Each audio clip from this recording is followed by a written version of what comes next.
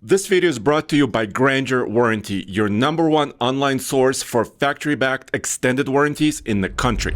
Why the heck do so many people buy Honda CR-Vs? And I'm not talking 50 or 100,000. Last year in the US alone, Honda sold over 400,000 CR-Vs. 400,000! It's unbelievable. So in this video, we're taking a drive in the refreshed 2026 Honda CR-V, and we're gonna find out why is this thing so popular. Now, if you wanna check out another video surrounding the new 26 CR-V, check out alltfl.com, because producer Zach and I had a chance to do our first drive of the new Trail Sport, which is the off-roady trim, and that's gonna be over on the TFL Car YouTube channel. But today, I want to talk about this version of the CR-V. Now, this is the CR-V Hybrid, the most popular version of the CR-V. Over 50% of new CR-Vs are the hybrids, and this one is the Sport Touring. So we're going to take this thing on the road and figure out what makes them so attractive. Now, for 2026, the car has received some changes. So the standard CR-V gasoline version has gained a couple horsepower, about 9 pound-feet of torque, and the CR-V hybrid version has some changes on the inside and with some drive modes, which we'll talk about in a second. Now, visually, I really like this Stormtrooper appearance on the Sport Touring. So if we come around to the front, I like that Honda's really toned down the old school chrome look. So it's not totally gone. Of course, on the large and in charge Honda emblem, you still have some bright work. But my favorite part about the CR-V design are these lower front quote-unquote intakes. Now, I do believe they are mostly just there for appearance, but I like how they're in these kind of dull chrome surrounds that give it a very kind of purposeful, almost sporty look without looking like a 1970s Cadillac. I think silver. Silver, not dull chrome. Thanks, Zach. This is Zach's going to be helping me out today's video because I'm a little frazzled from 9 hours of driving or something. But let's check out the wheel and tire package here. So a polished black look here, 235/55 tire. This is actually good tire. I'm glad that Honda's using a Michelin from the factory, and then it's wrapped around a 19-inch wheel there. Now, this is not going to be, of course, the off-road version. You'd want the Continental tires that you see on those Trail Sports if you want to hit the trail, but for everyday cruising around in the city, highway use, maybe some light snow, this tire should be able to do all that. Now, coming along the side of the car, that Stormtrooper look continues with the polished black mirror caps, the black window surround, the bright black fixtures there on the roof for the roof rails. And then as we make our way to the very back of the car, you can see Sport Touring there along the right side of the liftgate, CR-V Hybrid along the left side. And then tailpipes are interesting. This one is totally fake, so I was gonna give them heck about it, but the right one actually partially functional. So credit to Honda for doing that. Now as we pop open the power liftgate, of course Sport Touring is going to be near the top of the CR-V lineup. We got all of our bags in here, but lots of space back here, well over 30 cubic feet worth of space. And then if I go ahead and grab this little handle here, fold down the back seats, that's going to be over 75 cubic feet worth of space. Zach's going to demonstrate they both go down. One issue I do have though is it's not a flat load floor, hardly at all. It's got a really big hump here, so if you want to do some car camping, that's going to be a little bit unfortunate. But Zach, why don't you show them the back seat here? Yeah. Because that's one of the most impressive parts about this car. Now let me adjust the front seat to kind of how I would sit for my normal riding position. I am 6 feet tall. That's a little too far back for someone of my height.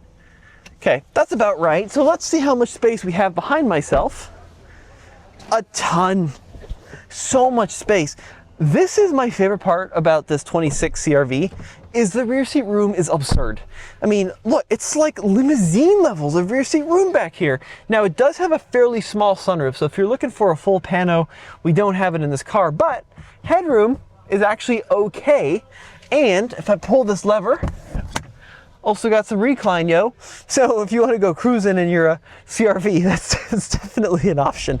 All right, everybody, no need to adjust your computers here. I'm still Tommy, but now I'm in a Passport Trail Sport where I did an upcoming really cool offer video, which will be up over at TFL Car this weekend. But I want to give a shout out to our sponsor for today's video, Grainger Warranties. If you guys are looking for a slightly used Honda and you want that peace of mind in the long run, check out Grainger Warranties using the link below.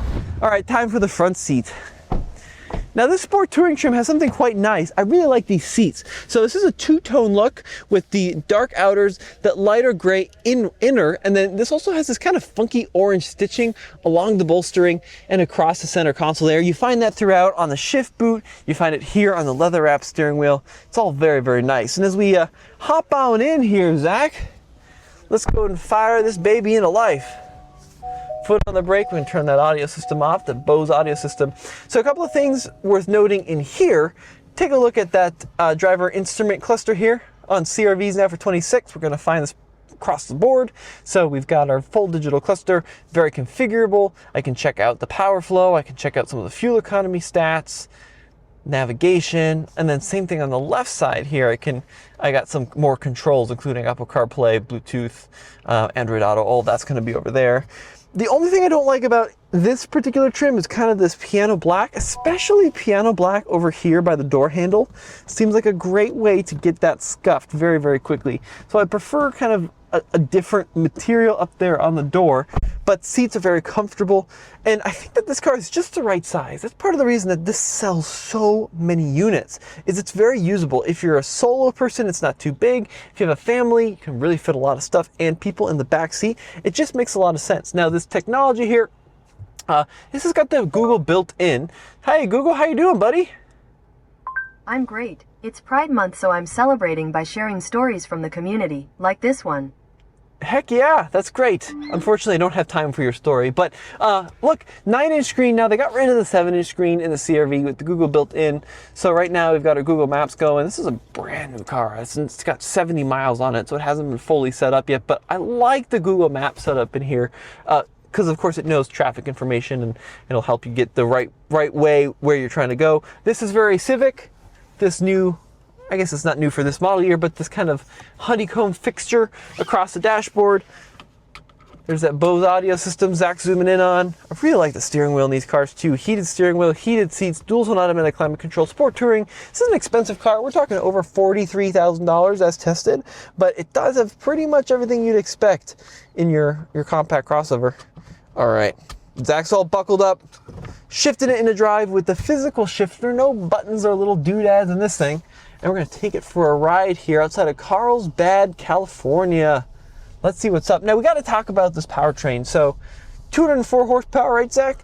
Yep. 247 pound-feet of torque. And this is an interesting powertrain. This uses a 181 horsepower, 2-liter 4-cylinder combined with 2 electric motors. And technically it's an eCVT, but when you hear eCVT, a lot of people think, oh, belt and cone, it's gonna blow up like my 2008 Sentra did in about 400 miles. But this is not a belt and a cone eCVT. The way this works is really cool. This is a dual motor setup. So one motor is a starter and a generator. It's for starting the engine and it's for producing electricity. The other motor is a traction motor. And what that means is that as I cruise along here out of this resort area, the car is running on electricity and gasoline. But what I mean is it's being driven by electricity because the gasoline engine rarely drives the wheels directly. Instead, just like the Chevrolet Volt, the gasoline engine acts as a generator. So here, let me see if I can scroll down. It's going to be up, isn't it? There we go. So you can see what's going on here is the gasoline engine is powering the battery, it's charging up the battery, and then the battery is what's in charge of powering the wheels as we drive along. So kind of a funky system. Now, it is capable of using a clutch to connect direct to the wheels. And it would do that if we were on a highway, kind of steady state cruising, 55, 60 miles an hour, light throttle, because at those speeds, it's less efficient to charge the battery and then power the motor. It makes sense just to go right from the engine direct to the wheel. So under certain instances, it can go and operate as a direct drive, but under most instances, this car operates as an electric car with a gas generator. Pretty cool stuff. And it just makes sense to get the hybrid. The fuel economy numbers are greater than the gasoline ones. Zach, do you remember off the top of your head the fuel economy on this thing? I don't right offhand. Let me find that real quick. That's okay. I can also font it too.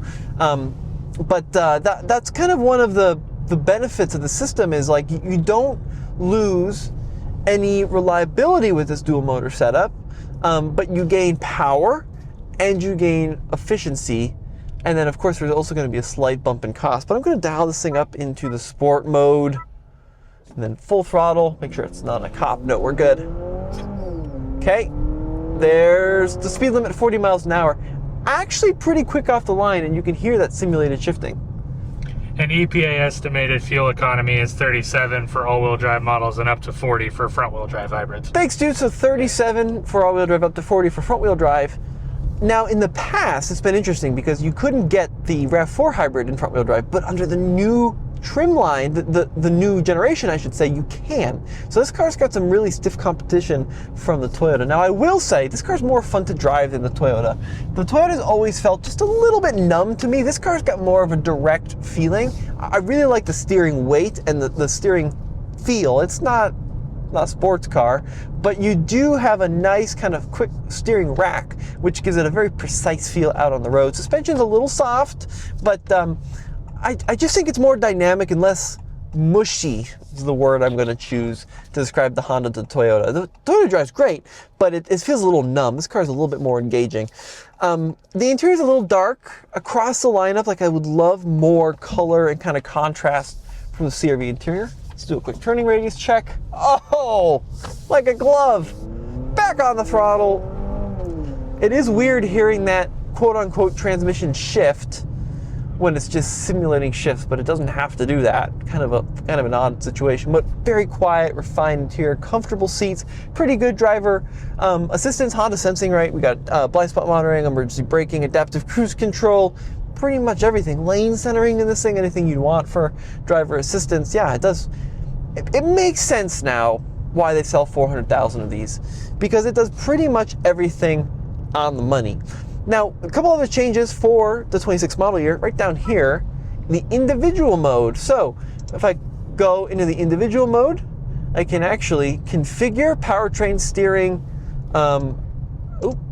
and engine sound, sport engine sound, but maybe I want normal gauges. But then of course we want the powerful powertrain, so you can kind of dial in how you want your CR-V to behave, which is kind of cool, right? I'm glad that they added that for 26 on the Sport Touring trim. And then of course the Trail Sport is also new for this model year. But like, look, my conclusion to this is this car just does everything well, right? It's not the most dynamic thing. It's not going to be the best off-road. It's not the flashiest car, but this is just the long-lived, dependable car with good resale value. That's what most people want out of a car. And as a bonus, it's got a little bit more character, I think, than the RAV4. Now, I haven't driven the new RAV4. That one might be a whole other beast, especially the Woodland and the GR Sport looks really cool. But the standard CR-V with the hybrid system, pretty ace.